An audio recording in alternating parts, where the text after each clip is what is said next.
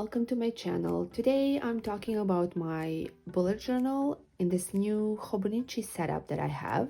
This is an A6 size Hobonichi cover.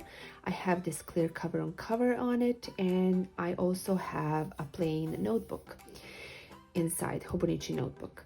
So this system, this planning system, replaced my previous one in a standard size traveler's notebook.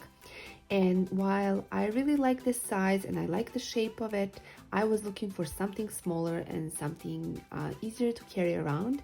So I'm just going to quickly show you what's inside and how I used it before I switched. So basically I had 3 inserts inside, and the first one was always in a standard size, and this was my bullet journal. Then the second insert is just the plain insert that I use for whenever I need to write something down. And then I have the third insert inside where I have and keep all the information that I'm referring to very often. For example, I have a category for important dates, and I have there all birthdays, anniversaries, and other important dates that I might need. So I have different, as I said, categories inside, and I'm going to talk about that a little more just in a moment.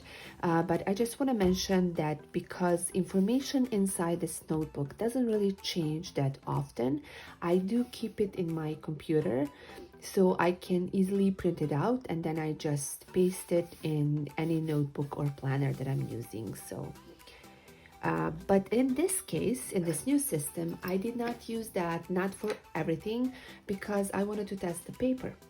So I'm just going to quickly now show you how I use this, and also how this one actually replaced the standard size traveler's notebook.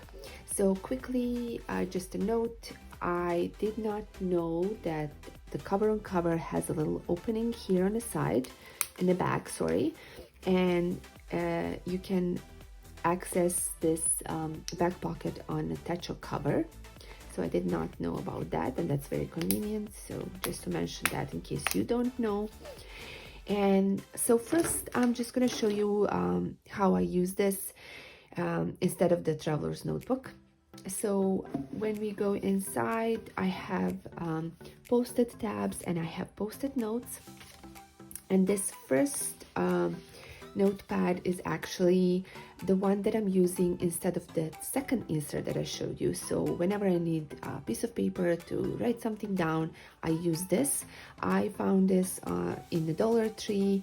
It is thicker, but I just used one part of it, so I can easily fit it in one of these pockets. Then for the third insert that I showed you there, that contains all the information that I might need and that I'm using, I just put that in this section of this notebook. So it's very thin, as you can see, because of the paper that is very thin. So I have different categories there, as I mentioned. I'm just going to quickly show you what I have here. So I have important days as a first section, and I use one page for 1 month, and then I list all the important dates here. Then the next category is for different information that are important, like different accounts that we have for school or for work for myself and for my family members. Then the next section is about photos, and here I track all the photos that I print or that I have backed up on my external hard drives, as well as video recordings, because I do have some memory keeping projects for my family ongoing. So I really need this, and it's really important for me to have it here. So I do use post-it notes as well in case I need to just quickly write down if I have something done. Then the next section is my master list, and this one I'm using just to put all the big ideas, projects, or purchases that we want to make in the future, but there is no set time frame for this, so I like to have this here. The next section is about finances. I'm not doing monthly tracking of the bills that I'm paying here.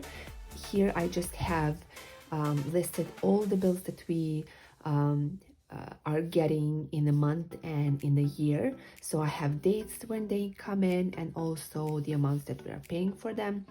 So that's very convenient to have here on hand. And then the last one is for really anything that I think that I might need. I have different things written down here. The section is named just like plain things. I'm sorry that sometimes I'm writing in English and sometimes in another language. So here I just keep different like things like ideas for meals. Also, if I want to see some movies, I have lists and I just put the movies there, and so many different things. So that's the last section. So I'm just going to talk about, so just quickly here, so after this last one here, last section, I do have a yearly overview or the yearly calendar.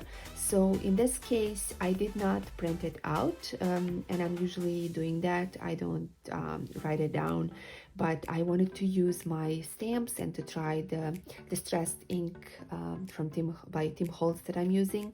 So this turned out really good. There's some ghosting, but nothing bled through, and I'm really happy about that. So this is that.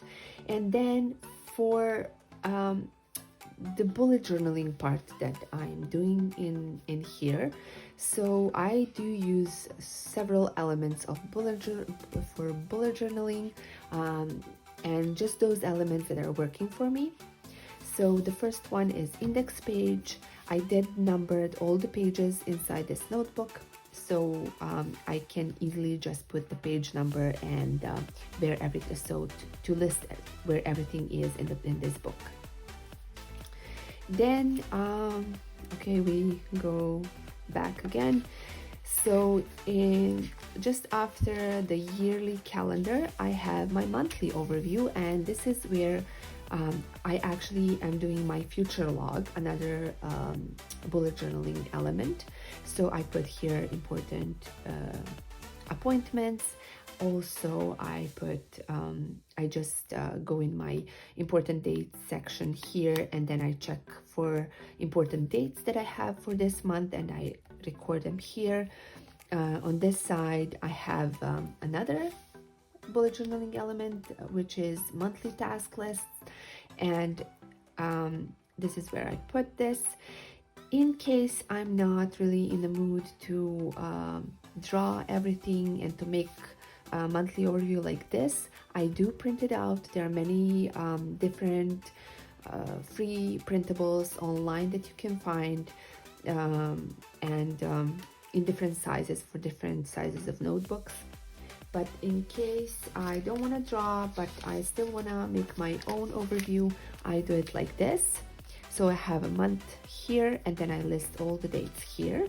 And this space here is for the task list, like monthly task list. But in case this is not enough for that month, I'm just going to turn the page and do the monthly task list on the next page. So for the next bullet journaling element, I do have my daily logs that I keep in my weekly overviews. So how I do this, I just go to the next page and I draw like a few lines to make enough space for 7 days on this left side. And then the right side, I just keep blank.